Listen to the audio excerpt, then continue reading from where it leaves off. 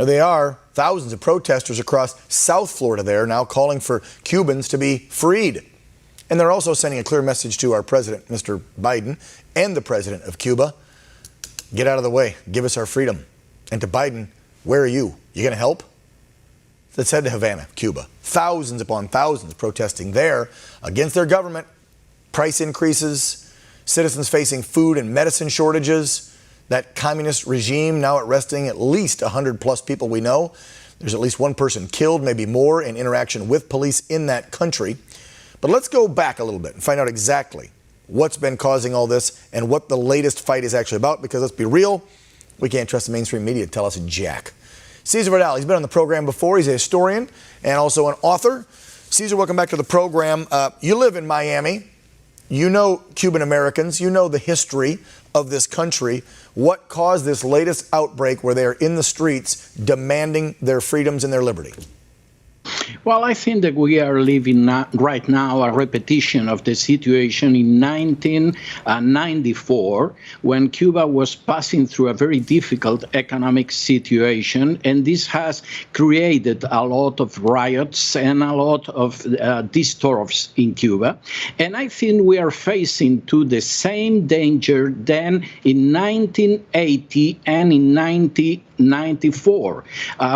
Which is this danger for us, for Americans? Well, the Cuban government decided then, it's possible he's going to decide the same thing right now, to open the jailhouses, to open the mad houses, and to send tens of thousands of Cubans to Florida.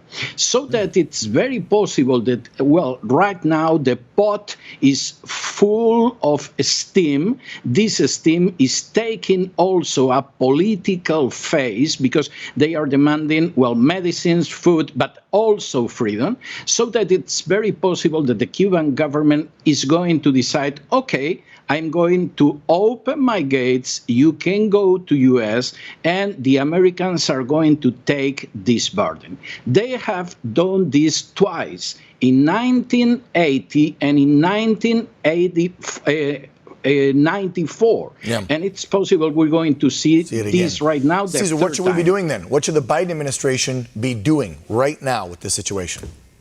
Well, I think that the Biden administration must face the situation, must cut any possibility of cooperation with the Cuban government, but it must be very firm. We're going not to receive tens of thousands of people that you are expelling from Cuba. Because if we accept this kind of people, we are taking the esteem of the pot.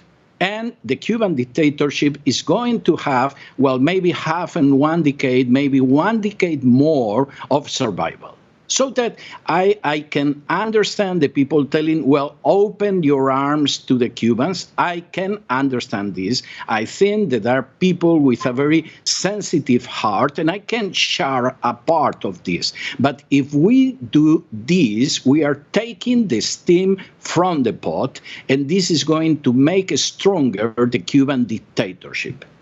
All right. Well, it seems it has happened twice. Yeah. I remember. I remember them, especially the 94 one. I remember that vividly. So, bottom line here is, though, I mean, the people are fighting for what they want. Depending on how he uses the military and the police to fight back, this could get even more deadly. I remember those other two skirmishes. They got very, very deadly. And then we could see a big influx into our southern border when it comes to Florida, is what you're saying. Well, the problem is if we open our gates to these people coming from Cuba, we're going to have problems in our south border, and we're going to have problems with people coming from Venezuela and from Haiti. Because in Haiti, there's a political and economical crisis right now. This is very clear in Venezuela. Why we can only accept Cuban people, and why are we going to refuse this entry to Haitians or to Mexicans or to the people coming from Venezuela? So that this is a very delicate, but we must be very convinced and very strong. Our first interest is America's. Yeah, Nor, let's have nor security. Cuba's or Venezuela's. Yes, thank you. Let's have security for our nation and for Americans, Cuban Americans who are here legally, Mexican Americans, El Salvadorian Americans, all Americans. Let's have our safety first, and then, yes, try to help this problem in other countries. Cesar Vidal, historian and author, thank you so much for coming on. The book, A Changing World. It sure as heck is. That's an understatement. Cesar, thank you. Take care. You're welcome. It was a pleasure. Yep.